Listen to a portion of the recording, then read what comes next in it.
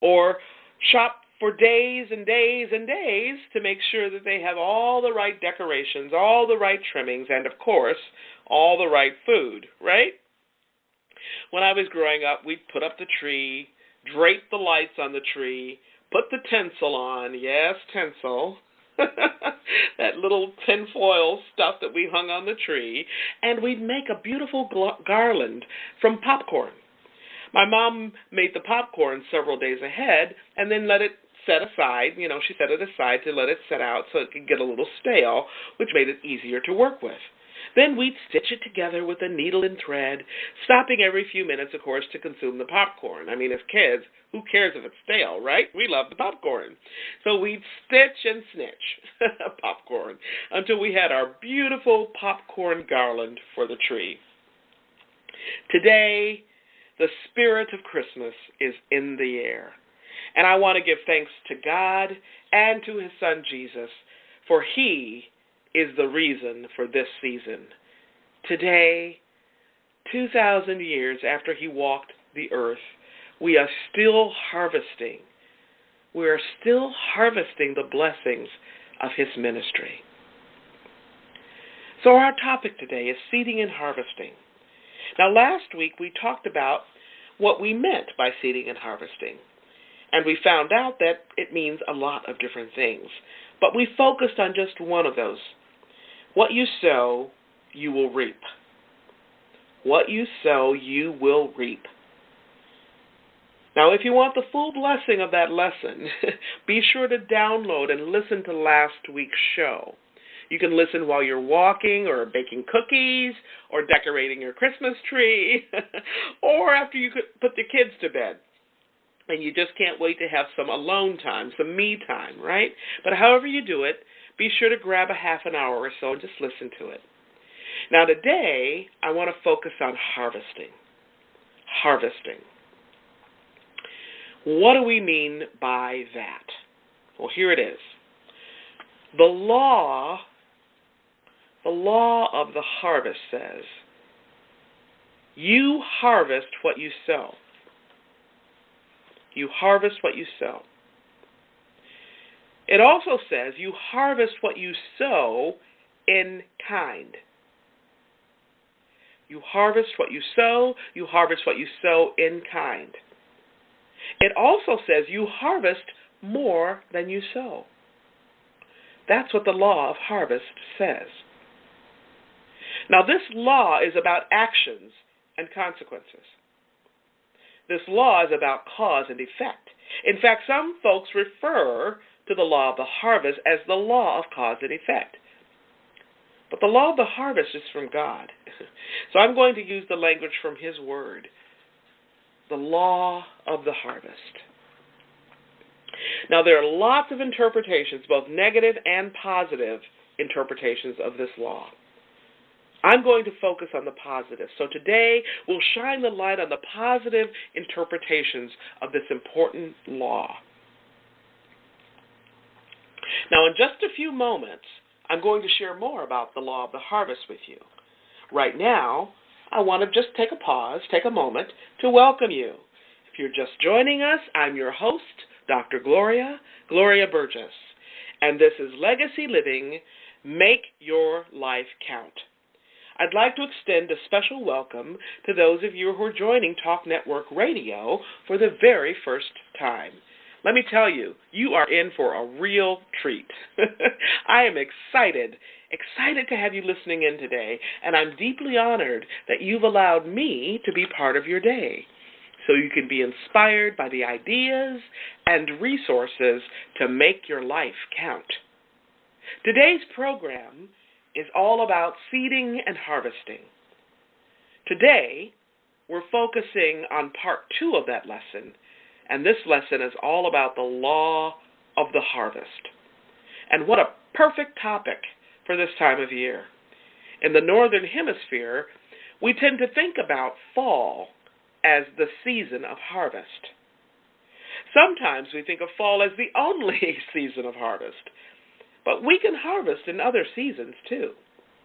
When I lived in Mississippi, the climate was very hot in summer and fairly warm in both spring and fall. So because of the long season of warm and hot weather, we'd enjoy several seasons to plant seed and grow crops. Well, now I live in the Pacific Northwest of the United States, and we're about as far north as you can get before you get to Canada. Here, the days are much shorter and the nights are much longer, so we have fewer hours of sunlight and many, many more hours of darkness. But no matter where you live, if you plant seeds in good soil, and if you tend to them with loving care, you can have a harvest. But what kind of harvest? That's the question, isn't it? The law of the harvest says these three things. Number one, you harvest what you sow. Number two, you harvest what you sow in kind. And number three, you harvest more than you sow. So let's take a look at each of these different parts of this law. First of all, you harvest what you sow. Now, this part of the law says that what you sow, what you plant, what you put out there in the world comes back to you. You harvest what you sow. The second part of the law says you harvest what you sow in kind. You harvest what you sow in kind. Now, this part of the law is more specific, isn't it? So the first part says that what you plant, what you put out there will come back to you. But the second part of the law says that not only will it come back to you, what you sow, what you plant, what you put out there will come back to you in kind. Now, this simply means, that if you're a farmer and you want to harvest potatoes, then guess what? You must plant potato seeds, right? If you want to harvest pumpkins, then you have to plant pumpkin seeds. And if you want love, then you sow the seeds of love. You can offer someone a hand, or your smile, or a word of encouragement. What you put out into the world will come back to you in kind. What you say to a coworker, to a team member, to a loved one, what you put out, what you say, what you think, will come back to you in kind. So you must be intentional about what you say, about what you think, about what you put out there in the world, because you will harvest what you sow, and it will come back to you in kind. If you sow hatred, guess what? You'll get hatred. If you sow negativity, you'll get back negativity. If you sow happiness and joy and generosity and kindness and love, that's what you'll get back. Now, I want you to listen to me very closely. Hear this.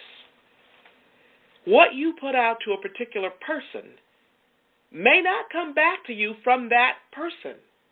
In fact, it's very likely to come from or through another person. And also, what you put out there may not come back to you today, or tomorrow, or the next day, or next week, or next month, or next year, or whenever you might be expecting it. But it will come back to you. It will come back to you in some future moment, perhaps from a total stranger. And when that harvest of what you put out does come in, because it will come back to you in kind. So the key is what? The key is to be intentional. Now, the third part of this law says you harvest more than you sow. This means that your harvest will yield a bigger crop than the number of seeds you sow.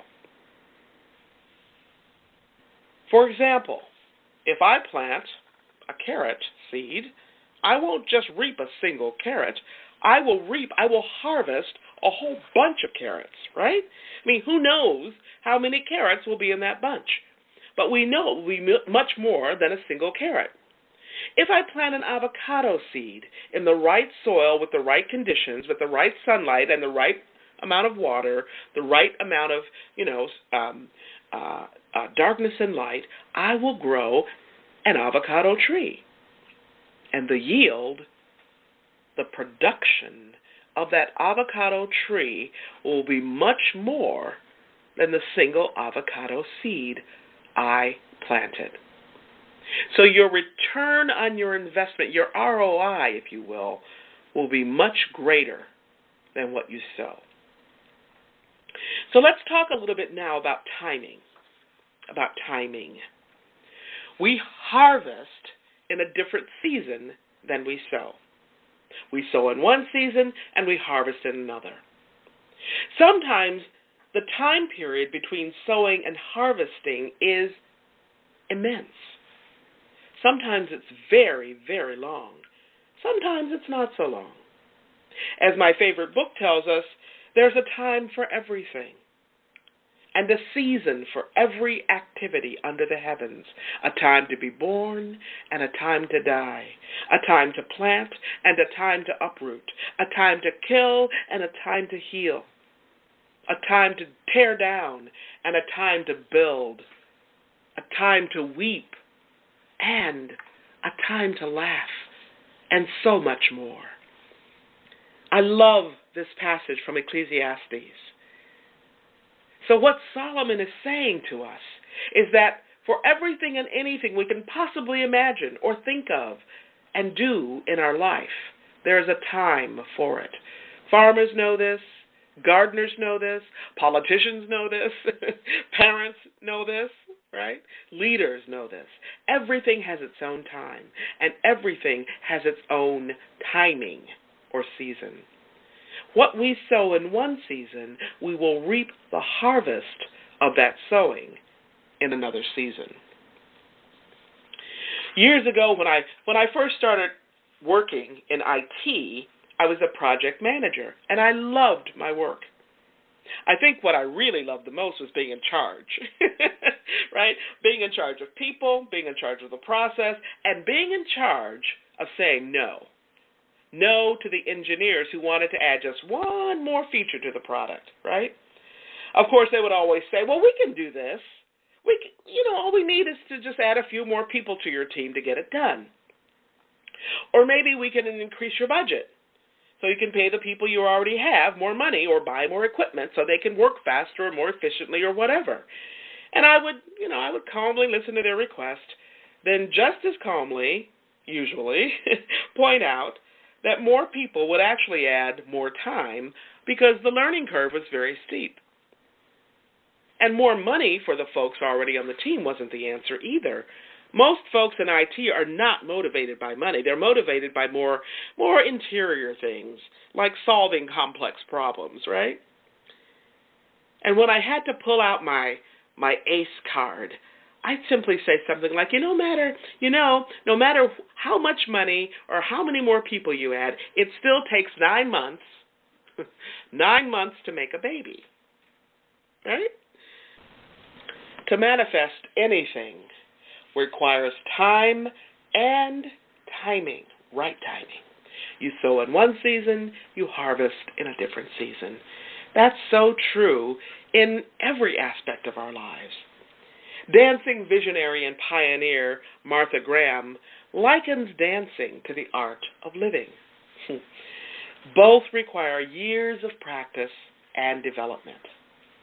In her autobiography, Blood Memory, Graham points out that we learn to dance by practicing dancing, and we learn to live by practicing living.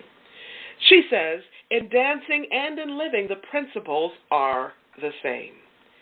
Each is the performance of a dedicated, precise set of acts, physical or intellectual, from which comes the shape of achievement, the sense of one's being, the satisfaction of spirit. You know what? For dancing and for living, we learn what we need to know